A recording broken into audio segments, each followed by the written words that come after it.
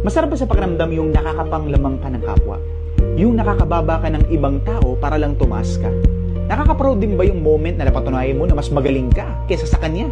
Pero kapatid, totoo ba talagang tagumpayan? Yung tipo na nakakapang-apa ka ng iba?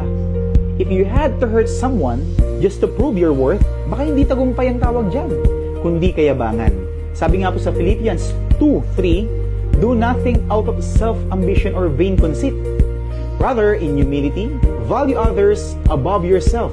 Hindi masama ang maging magaling pero kung ginagamit mo ang galing mo para apakapakan ng iba, malayo yan sa ugali ni Jesus. Kasi ang tunay na greatness, hindi nagpapababa ng iba, kundi nag-aangat ng iba.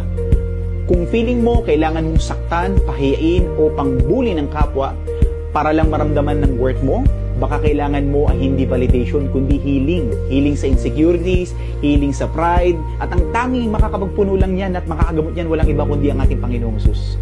Kapatid, huwag mong sayangin ang influence mo sa paninira. Gamitin mo yan para magtayo, mag-build ng iba. Huwag kang maging source ng insecurity ng iba. Maging reminder ka na may pag-asa, may halaga, at may Diyos na nagpapakumbaba para sa ating lahat. Dahil sa langit, hindi mahalaga kung sino ang pinakamagaling. Alam mo anong mahalaga? Kung sino ang tapat at nagpapakumbaba.